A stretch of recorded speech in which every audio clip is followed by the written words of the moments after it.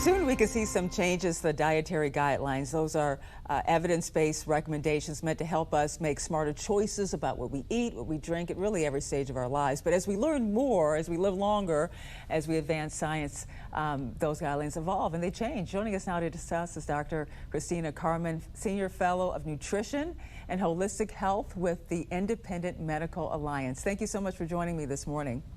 Thank you. Now, one thing, just getting some new reporting here, at least from Reuters, you have the U.S. Dietary Guidelines for America. They are in the process of being evaluated. We could hear, they're saying relatively soon about whether these new standards could be released as early as June, but there is some question mark. We're going to hear that soon.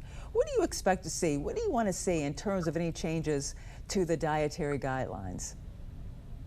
Well, there are many different things that we really need to address, but I think one of the biggest things that we need to look at is really moving away from counting food groups to focusing really on real food quality.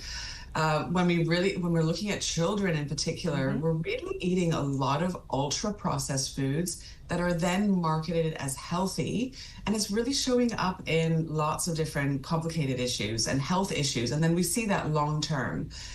Ultimately, our bodies like real food, and it's not about perfection. It's about knowing how to choose and choosing the right things in the right amounts.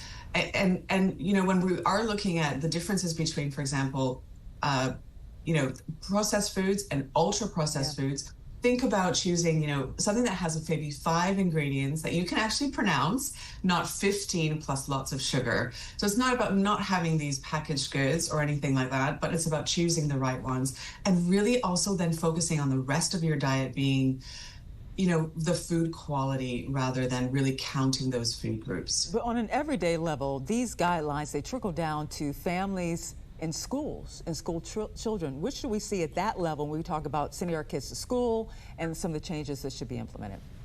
Well, the feeding our children also comes down to education. So not only it's about what they're eating, but children need to know why they're eating it. So we need to focus maybe more on again, we talked about the food quality and maybe more of an emphasis on protein and fiber and less about the simple carbohydrates. You know, so many of us were raised on the food pyramid, especially of a certain generation. So what do you think about that? I mean, they're thinking about reevaluating it. Is it still in vogue now? What's your take? So just for clarification, the traditional food pyramid was actually replaced by something called MyPlate in 2011. But honestly, neither really are working because we really have a big chronic disease burden. It's still very much pushing this refined carb, and it doesn't teach people to anchor their meals in protein and color and the variety and in healthy fats. So really we need to show what real food looks like, not just divide a plate into food groups because it oversimplifies it too much, I think. Now, when we talk about like a well-balanced diet, and you've been mentioning a lot of this, what do you consider to be kind of like the ideal when it comes to macronutritious ratio for most people? Well, I suppose that is a very individual one. So it's very difficult to say this is exactly what you need to eat. So there is a lot of nuance there.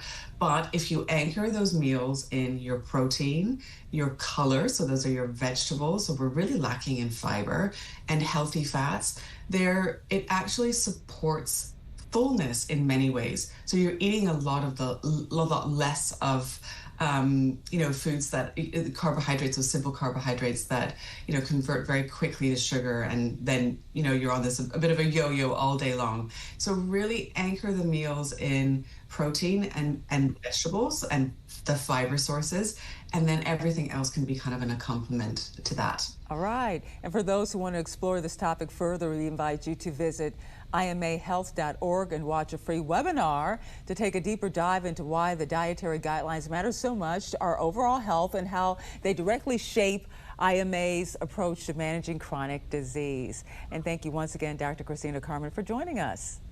Thank you.